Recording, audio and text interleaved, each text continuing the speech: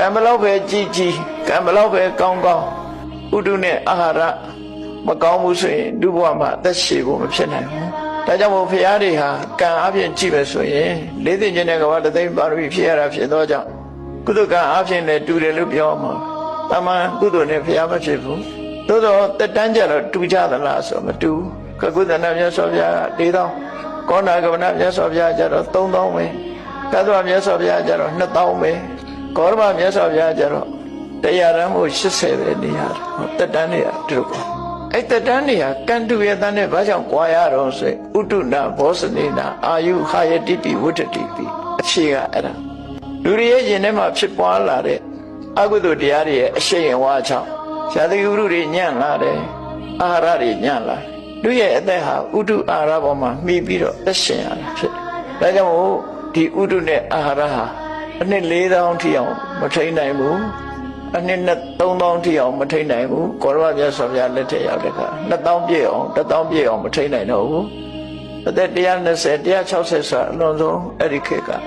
လူတွေကတက်တန်းတို့သွားကြတယ်ဖရာချင်းတူရတဲ့နဲ့တက်တန်းခုလို့ကွဲပြားသွားတာဟာဥတုနဲ့အာဟာရပဲလို့သူဆိုတယ်ဒါရင်ယုံလျော့သလားဆိုတခြားတွေလည်းယုံလျော့မှုတွေရှိတယ်ပေါ့အဲ့တော့ကံကိုယုံမယ်ဆိုလို့မရဘူး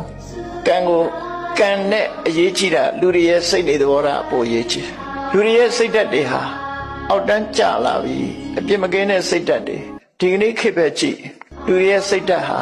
ဆိုးသွမ်းတောင်းကျမ်းလာတဲ့အနေအထားမျိုးရှိလာတယ်ထိကနဲ့ရှင်ရိုက်ကြမယ်နှက်ကြမယ်တတ်ကြမယ်ဖြတ်ကြ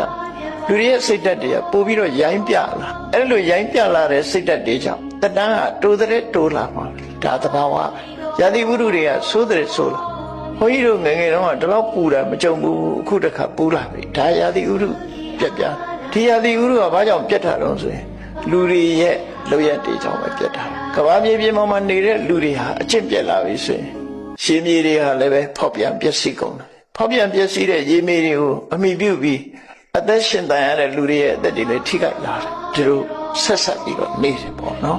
ကိုလုထာကိုရပြီးတော့ကိုလုထာကိုခံကြရတဲ့သဘောပဲအလုံးဟာကိုမလုတဲ့လူတွေရှိတော့လဲလုတဲ့လူတွေများလာတဲ့အခါကောင်းတဲ့လူတွေရှိတော့လဲမကောင်းတဲ့လူတွေကများလာလို့ရှင်ဘယ်ခေတ်ပဲဖြစ်ဖြစ်နော်လူများရာကနေပြီးတော့အလုံးဟာခံကြရတယ်